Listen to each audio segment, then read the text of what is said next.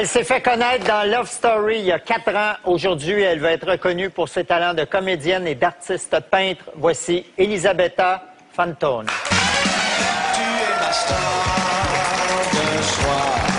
Tu es ma vedette à moi, celle que je gardais pour moi. Tu es ma star de soir.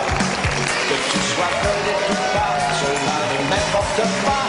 Elisabetta, bienvenue à Tout le monde en parle. Merci. On t'a connue dans l'émission de télé-réalité Love Story. Tu es maintenant une artiste peintre et tu exposes quelques-unes de tes œuvres sur Émile Nelligan. Oui. Tu présentes des portraits du poète et des peintures inspirées de quelques-uns de ses poèmes. D'où te vient cet intérêt pour la peinture? As-tu étudié ou tu as commencé à peindre dans ton love? Non, j'ai commencé avant. J'ai été au Collège Dawson, j'ai étudié les arts créatifs. Ensuite, j'ai été diplômée en design d'intérieur au Collège La Salle. Donc, juste avant de rentrer dans le loft, j'étais designer d'intérieur, donc j'étais beaucoup évoquée dans les arts. Mais entre Love Story et Émile Nelligan, il y a tout un monde. Est-ce que le Québec a sous-estimé Elisabetta? Je crois que oui. Oui, je crois que j'ai eu automatiquement l'image de la fille de la télé-réalité. Et les gens, ils voulaient pas croire que j'avais une vie avant la télé-réalité, que j'avais un passé, j'ai eu des études, que j'avais une profession. Donc, même encore aujourd'hui, je me le fais dire, les gens m'appellent encore la lofteuse.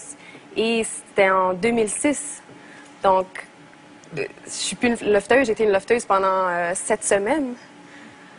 J'ai encore cette étiquette-là un petit peu aujourd'hui. Est-ce que c'est bon, l'étiquette, ou c'est pas bon pour l'artiste? Non, mais moi c'est sûr que j'aime pas avoir cette étiquette-là, mais en même temps, j'ai beaucoup apprécié mon expérience sur l'émission. Et, veux pas, c'était un tremplin pour moi, parce que si j'aurais continué à faire ce que je faisais avant dans les arts, personne ne l'aurait su. Aujourd'hui, j'ai la possibilité de pouvoir être dans les médias, dans les revues, et de pouvoir partager ça avec les gens. Donc, c'est sûr que... Il y a un avantage au désavantage. Est-ce que les toiles se vendent mieux et plus cher? Non, pas plus cher. Non? En fait, ils se vendent mieux à Miami qu'ici. Oh!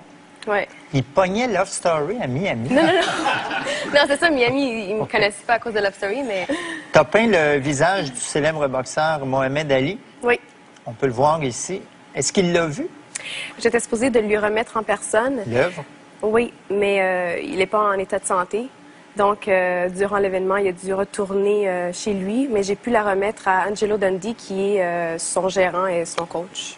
Et eux, la toile va être accrochée dans le Fifth Street Gym, qui était le gym où il s'entraînait dans les débuts de sa carrière. Mais tu pars d'une Donc, photo. Je m'inspire d'une photo, oui. Tu t'inspires d'une photo. Oui.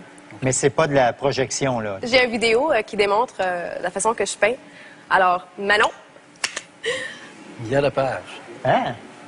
Peint par Elisabetta Fantoni. C'est arrangé, ça. J'ai hâte hein? de voir le menton. Non, c'est pas arrangé. C'est en fast-forward parce que ça me prend des heures. Ça, c'est 6 mois là, en 30 secondes. là. Ça me prend environ 2 jours, 2 à 3 jours pour faire Là-dessus, une toile. il y a 3 quarts d'une journée pour le menton. Danny, il y en a, c'est le menton, d'autres, c'est la bédaine.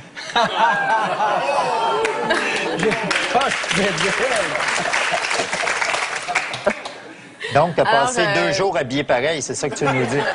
Ben là, j'ai toujours comme les mêmes vêtements que Oui. je peins, mais si on veut voir les résultats finaux, Diane, s'il vous plaît. Oh, on a la peinture aussi.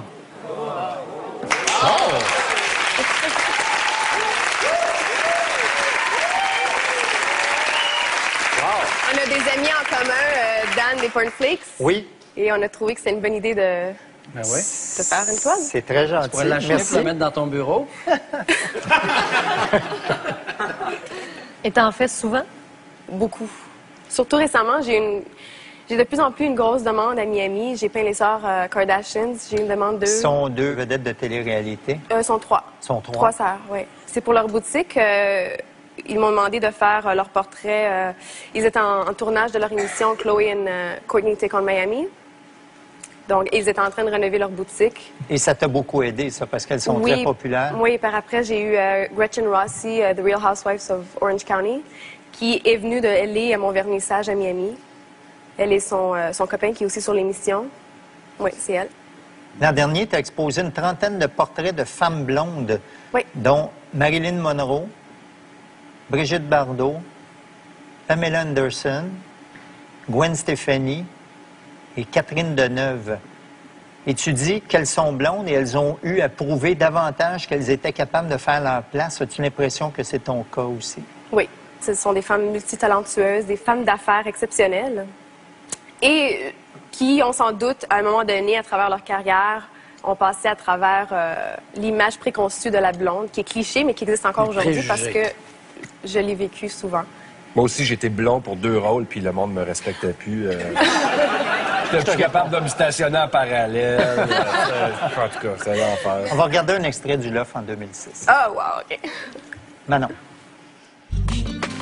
J'ai peut-être l'impression que certains vont penser que je suis le genre de fille facile ou qui... Je sais pas, c'est difficile à dire. Je sais pas qu'est-ce qu'ils peuvent penser de moi. Puis certains qui vont penser peut-être que je suis jamais sérieuse, que j'aime toujours rigoler, que les gens sont plus confortables, que tout le monde a comme un petit flirtage avec eux autres, mais c'est innocent pour moi pour l'instant. On dirait que tu as l'air plus intelligente aujourd'hui. Non, mais on dirait que le montage est fait pour vous faire paraître un peu bizarre. Aussi, oui. Est-ce que tu as réécouté tous les épisodes? Presque.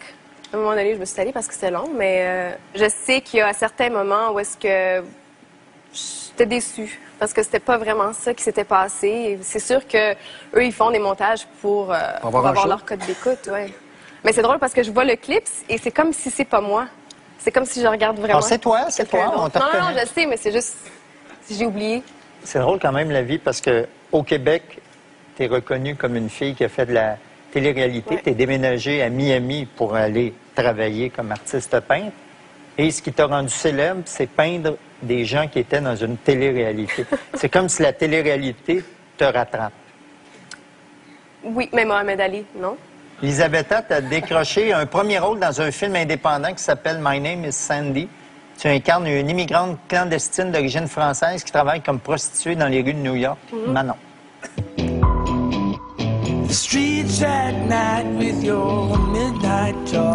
I like the idea that sex can be worked like dough. That pleasure becomes labor. That getting ripped apart and giving it all the effort you can then pays off. It was easy for me to prostitute myself. No restrictions and no standards.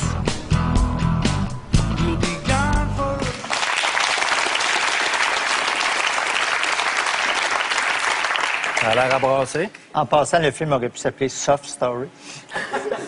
Le film a été projeté à Cannes en mai dernier. Le réalisateur est en pourparlers avec un distributeur américain pour qu'il soit présenté bientôt sur nos écrans, de même qu'aux États-Unis.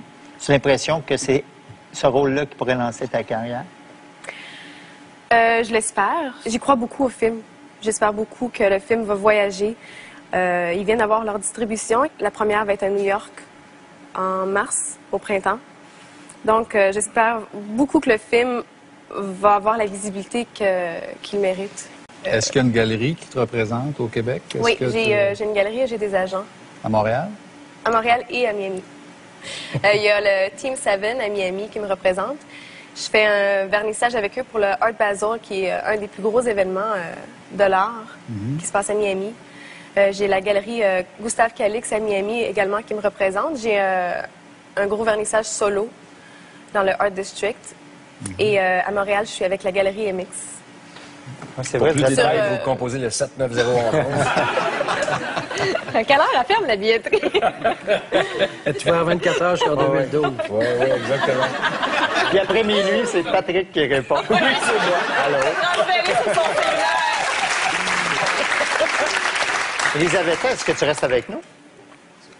Oui. C'est une petite carte. Merci. Comédienne, designer d'intérieur, joaillière, peintre, écrivaine, vedette de télé-réalité et chanteuse. Ouf! Bizarre à dire, mais votre parcours ressemble étrangement à la liste des exposants du Salon des métiers d'art. Merci, Elisabetta, tu restes avec nous. Tout de suite après la pause, Jean-Claude Kaufmann.